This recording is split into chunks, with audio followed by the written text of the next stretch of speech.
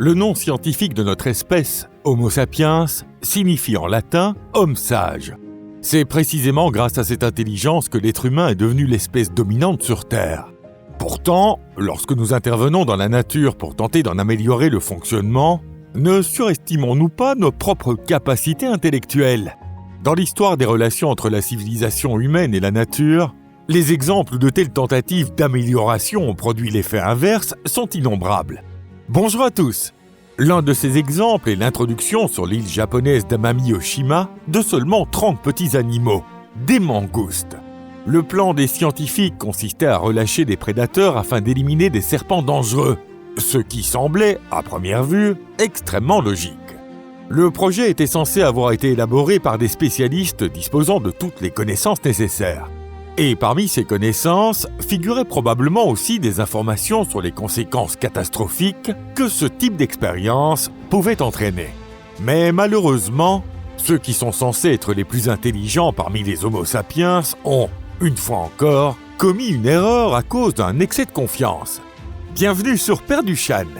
Comme toujours, examinons cela étape par étape.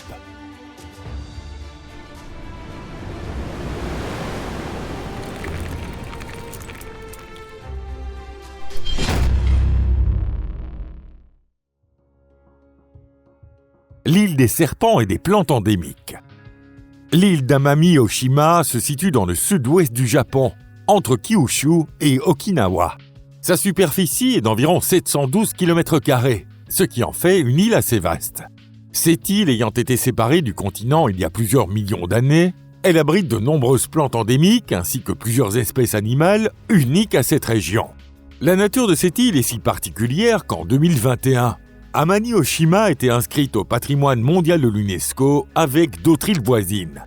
Parmi les animaux qu'on ne trouve que dans cette région, les plus remarquables sont le lapin des îles Amami, aussi appelé lapin noir d'Amami, ainsi que plusieurs espèces rares d'oiseaux et de grenouilles. Et bien sûr, il ne faut pas oublier le habu, un serpent extrêmement dangereux qui vit sur l'île depuis des temps anciens. En réalité, c'est précisément ce serpent venimeux qui est à l'origine de toute cette histoire. Aussi surprenant que cela puisse paraître, c'est la présence de ce dangereux serpent qui a conduit à l'introduction des mangoustes. Et l'on découvrira plus tard que ces tentatives étaient presque aussi dangereuses que le habu lui-même. En laissant de côté pour un instant les serpents, les espèces endémiques et les mangoustes, si l'on regarde simplement cette île, Amami-Ōshima ressemble à une île japonaise assez typique, couverte d'une végétation dense et dotée d'une agriculture prospère. On y cultive depuis longtemps des patates douces, de la canne à sucre et du riz. L'île est aussi connue pour son climat doux et ses magnifiques plages, attirant de nombreux touristes. Et sans ces serpents venimeux qui vivent sur l'île, leur nombre serait probablement encore plus élevé. Le serpent venimeux habu. Avant l'expérience menée avec les mangoustes, difficile de dire si ce qui a rendu Amami-Ōshima célèbre était sa beauté exceptionnelle ou son serpent venimeux, le habu. Mais si Amami-Ōshima a fini par être connue comme l'île des serpents venimeux, ce n'est pas sans raison. Pour ce qui est du nombre de serpents, cette île a souvent été comparée à l'île brésilienne tout aussi célèbre de Queimada Grande. Cette île brésilienne grouille littéralement des serpents les plus dangereux du monde. Et, à cause du niveau de risque extrême, les autorités y ont interdit tout débarquement. Bien sûr, contrairement à l'île aux serpents du Brésil, il serait impensable à Amami-Ōshima d'interdire l'accès, ou même de limiter les visites. Cette île est plus de 1500 fois plus grande que l'île brésilienne et compte environ 66 000 habitants. Et pourtant, le nombre de serpents y reste bien inférieur. Malgré cela, le problème posé par le habu, un serpent en venin extrêmement puissant, demeure très sérieux. Le habu est un grand serpent venimeux de la famille des Viperidae, considéré comme l'un des serpents les plus dangereux du Japon. Sa longueur varie généralement entre 1,2 et 1,5 mètres, mais certains individus peuvent atteindre 2 mètres. Ce serpent se nourrit principalement de rongeurs, d'oiseaux et de grenouilles, mais il attaque aussi fréquemment les êtres humains. En réalité, le habu est un serpent particulièrement agressif. Il considère souvent les humains qui se trouvent accidentellement à proximité comme des intrus pénétrant sur son territoire, ce qui le pousse à attaquer le premier. En plus de ce comportement agressif, le habu aime chasser les rats vivants près des habitations humaines, ce qui explique pourquoi les attaques contre les personnes sont relativement fréquentes. À une époque, les dégâts causés par les abus étaient si nombreux que les agriculteurs cultivant la canne à sucre et le riz avaient peur d'aller travailler dans leurs champs. Même les touristes passant leurs vacances dans des bungalows en bois près de la mer étaient régulièrement victimes de ces serpents. Les abus aiment se faufiler de nuit dans les logements touristiques et lorsqu'ils sont dérangés pendant qu'ils s'y reposent tranquillement, ils deviennent particulièrement agressifs. C'est pourquoi, même si le habu est un animal nocturne, les habitants et visiteurs le croisaient assez fréquemment. Dans ce genre de situation, une morsure de habu pouvait facilement mettre la vie en danger, entraînant souvent une paralysie des membres et, dans les cas les plus graves, la mort. Le venin du habu contient un mélange de diverses substances chimiques parfaitement adaptées pour vous expédier tout droit au royaume d'Hadès, provoquant la destruction des tissus, des hémorragies et de graves lésions musculaires. Jusqu'à une période récente, les sérums antivenimeux étaient difficiles à obtenir et la quantité des traitements restait insuffisante. Même lorsque les morsures n'étaient pas mortelles, elles entraînaient souvent des handicaps durables, parfois à vie. Pourtant, encore aujourd'hui, un très grand nombre de morsures sont signalées dans l'archipel d'Amami, avec entre 70 et 100 cas par an pour 100 000 habitants. Sur Amami Oshima elle-même, on recense actuellement près de 20 morsures de serpents par an.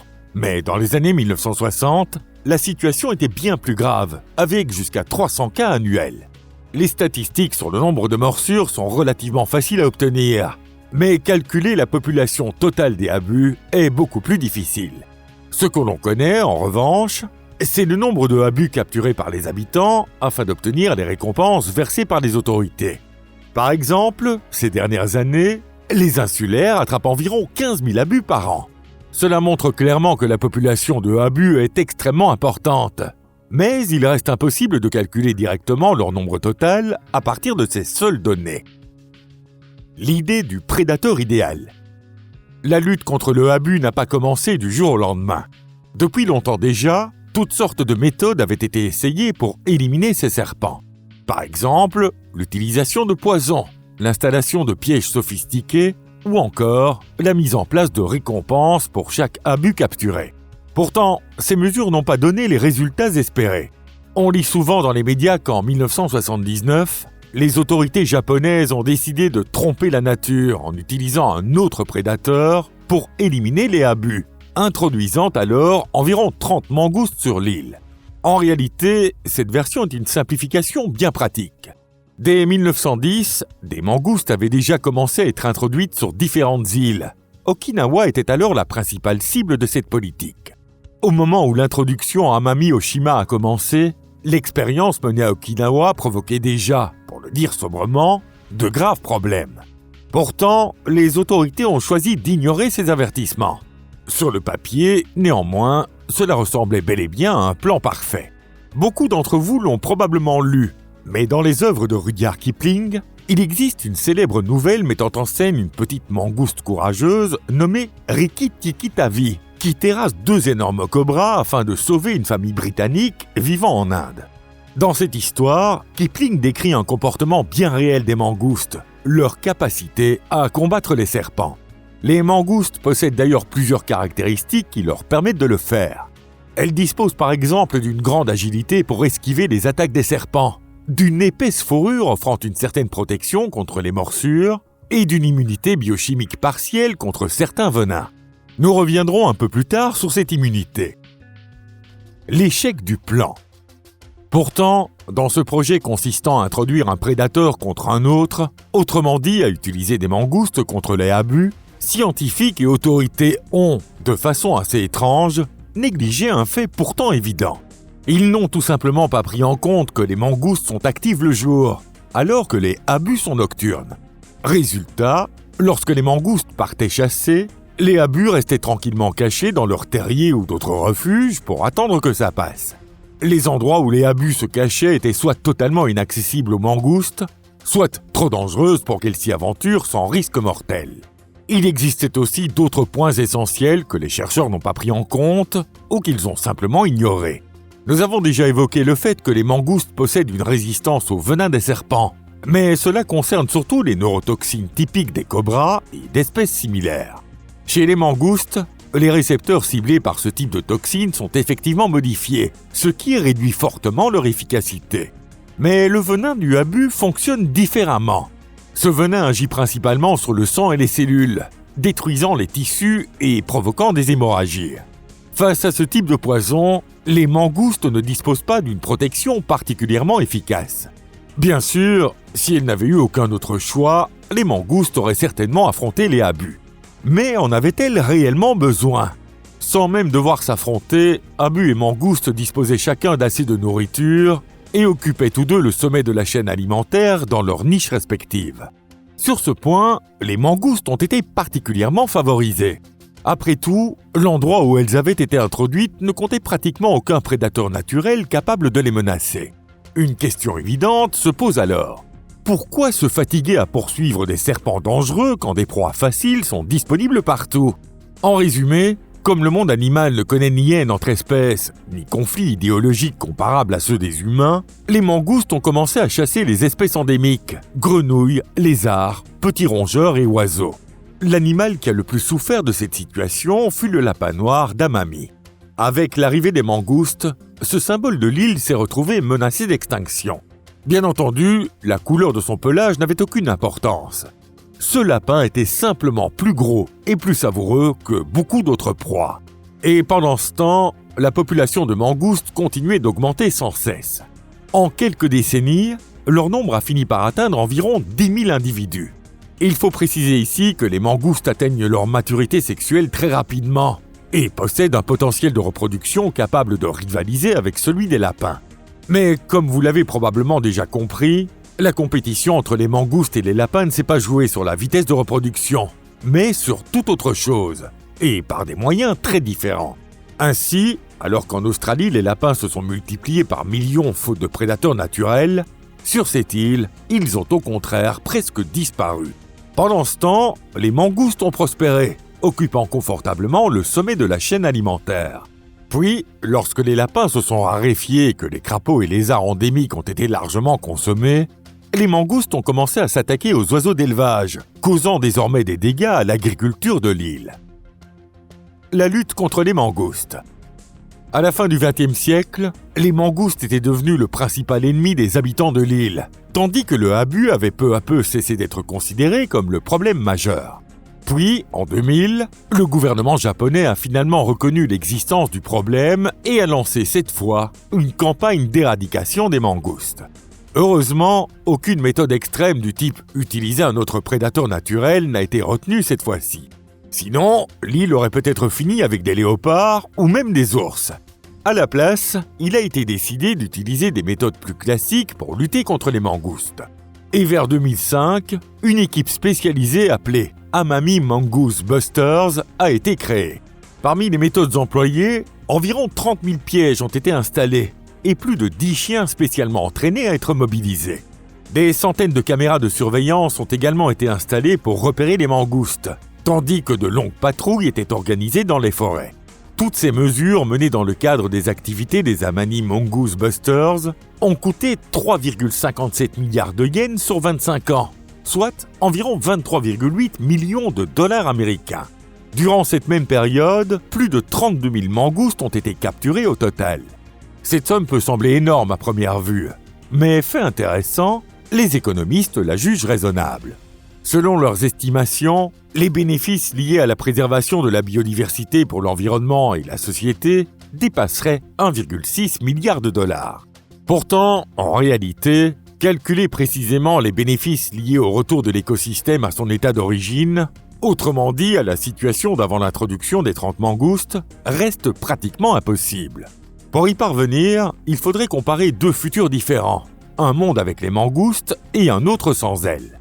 Ce qui est certain, en revanche, c'est que la conservation des espèces animales et végétales endémiques a porté ses fruits dans plusieurs zones précises de l'île. Certes, cela a nécessité l'élimination complète des mangoustes, une espèce invasive, mais les résultats ont été au rendez-vous.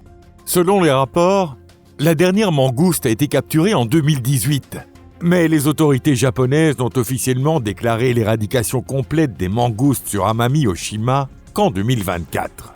Cela ne signifie pas pour autant qu'il n'existe aucun aspect négatif dans cette histoire. En réalité, les mangoustes ont modifié non seulement la taille des populations animales locales, mais aussi leur comportement. Par exemple, selon des études menées par des herpétologues, la grenouille endémique d'Amami, Amami anasakigaeru, est devenue beaucoup plus craintive qu'avant l'arrivée des mangoustes et refuse désormais de retourner dans les zones où celles-ci dominaient autrefois. Malgré cela, la nature devrait être capable de résoudre ce problème en relativement peu de temps, même sans thérapie comportementale. Dans l'ensemble, cette affaire des mangoustes constitue un cas extrêmement rare dans l'histoire mondiale de la conservation, car l'écosystème a pu être restauré en un temps relativement court. Après tout, les exemples où l'être humain n'a pas réussi à réparer les dégâts causés aux écosystèmes sont bien plus nombreux. L'exemple des lapins en Australie en fait partie. Dans ce cas précis, les lapins introduits en 1859 par le fermier Thomas Austin se sont multipliés jusqu'à atteindre plusieurs millions d'individus, dévorant une grande partie de la végétation et provoquant la famine chez les espèces locales. En Amérique du Nord, des moineaux ont aussi été volontairement importés d'Europe pour lutter contre les insectes nuisibles, mais ils ont fini par évincer les oiseaux indigènes et se répandre sur tout le continent. En Chine, la situation inverse s'est produite, lorsque le pays a tenté d'éliminer tous les moineaux avec des conséquences catastrophiques. Des exemples comme ceux-ci existent en très grand nombre, petits ou grands. Si cette vidéo reçoit beaucoup de j'aime, nous en parlerons dans de prochaines vidéos. Revenons maintenant à la question évidente qui se pose naturellement. Qu'est-il finalement arrivé aux habus ? Une chose est sûre, les habus n'ont pas disparu et ne sont pas devenus rares. Malgré des décennies de lutte contre les mangoustes, aucun changement notable de la population de habus n'a été observé. Pourtant, ces dernières années, le problème posé par ces dangereux serpents s'est quelque peu atténué. Cela s'explique par une meilleure disponibilité des sérums antivenimeux, les progrès médicaux et la mise en place de mesures préventives. Grâce à cela, le taux de mortalité dû aux morsures de habus a fortement diminué. Si vous avez apprécié la vidéo d'aujourd'hui, pensez à laisser une évaluation et à la partager avec vos amis. Merci à tous de nous avoir regardés. À bientôt. Au revoir.